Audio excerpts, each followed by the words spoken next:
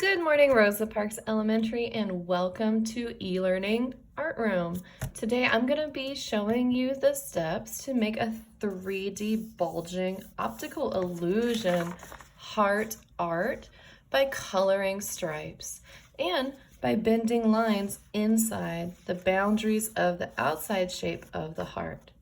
You will need a pencil, probably, or something else to draw with that you have in your house.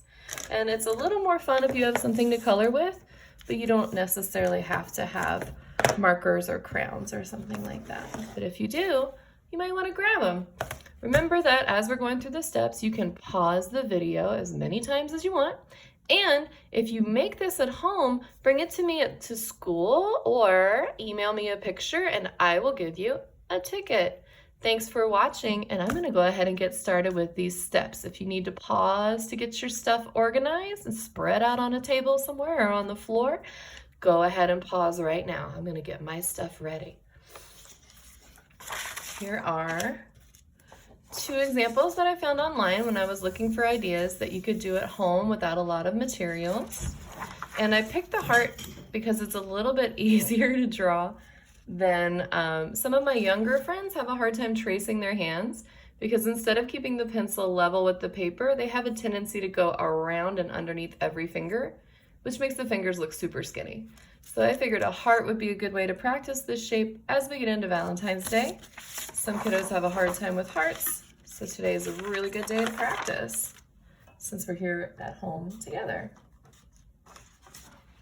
So I'm gonna get a piece of paper. If you only have lined paper, that might be a bit of a bummer, but it also might work really well to your advantage because it can help you line up the stripes on the sides of the heart. If you color over those paper lines, then they probably won't distract from the inside of the heart shape too much. Okay, let's get started. I'm gonna start by drawing a heart. Now, I've been drawing hearts since I was a little girl.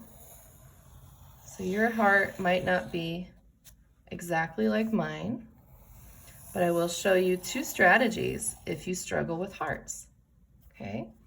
So that's how I draw mine, but some students might benefit from practicing a lowercase m and joining that with a lowercase v.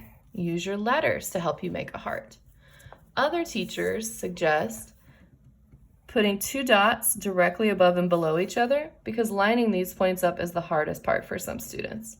If you have your 2 points mapped out, then you go like this and reverse it on the other side, and that might help you make your hearts better. Okay, let's get back to the heart on the other side. So I'm going to be drawing lines across my paper and I'm going to stop at the edges of my heart. If you have a ruler at your house, that might be really fun for drawing straight lines. I'm also going to show you how to use the edge of a notebook like a ruler if you don't have one of those at home, because we don't need to measure any numbers or inches. We just want a straight line occasionally. I'm going to do my best by hand though today so that you can see what I'm doing better. All right, straight line across the top of my page, easy, mostly straight. And another one.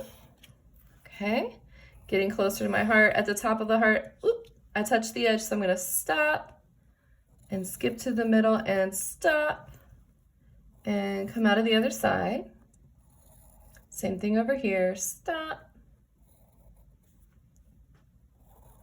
And these line segments are really short because I made my heart really big. If your heart's really small, you're going to have a lot of room to try to keep your lines straight. Now I said I'd show you the notebook trick, so I will. I've got an old notebook here. I am flipping it open so that I can see the edge of my cover. And I'm putting it at the bottom of my paper instead of the top so I can see where the lines are up here. And I'm going to use that and slide it down until I get to the bottom of my heart or the bottom of my paper, whichever happens first. Obviously, you wouldn't want to do this with a library book, just in case you accidentally got some pencil or marker on it. Whoops, my paper moved. Oh no, I messed up. Oh well, I could fix that later with my eraser. or I could leave it because I'm just drawing for fun today. Okay, so that's the notebook trick. Let's do the 3D part, the most exciting part. So between these two lines up here, I don't have any space inside the edge of the heart to curve that line. So let's move down here so I can show you what to do. Inside the heart shape, I'm gonna curve between these two sections of this line. And I'm gonna do the same thing over here. Okay, see how that curves towards the middle? I'm gonna move down 1 point on each side and do the same thing. And go all the way across, since I didn't leave the edges of my heart right there. And I'm gonna keep doing that. Where you might make mistakes and get confused is if you have the wrong line going to the wrong point and you start to go diagonal inside. So if you get lost, just count down from the top on both sides, like 1, 2, 3, 4, 5, 6, 7, 8, 9, so that you can match them up on both sides. So that one was the 8th line. This one is the 9th line. I kept my finger there so I could remember. And we're moving on down this heart.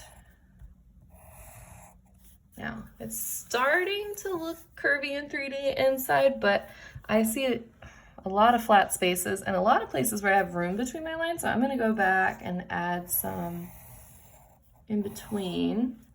And since I know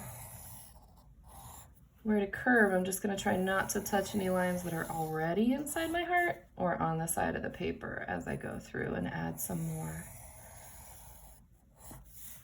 lines that curve the inside space of my heart. Oops, something under my paper there. Oh, I have a big gap right here, so I'm gonna fill that in with a line.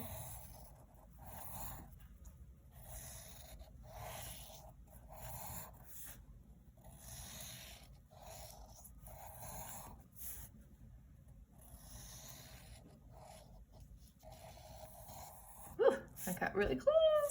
Okay, so this is the part. And we might want to switch to a color for fun. I'm gonna pull out a red since it's a heart. And I'm gonna start coloring in my stripes in the space between two of my pencil lines.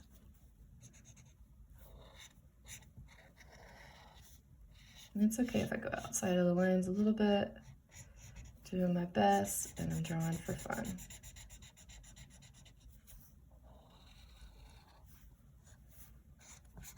Maybe you want to do rainbow colors. Maybe you don't want to color in all the stripes, you just want to follow the lines with the color. Either way will work.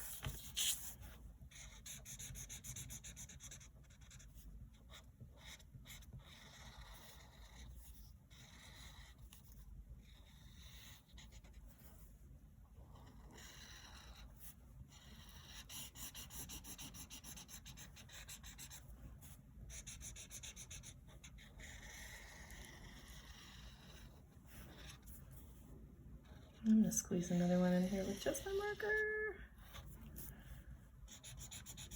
I'm using the side of it to color wide lines. If you're thinking this is just way too much to color, use the side of your marker.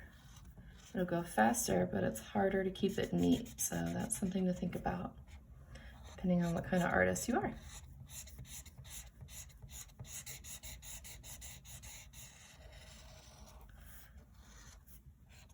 Okay, so on and so forth, any kind of patterns you want.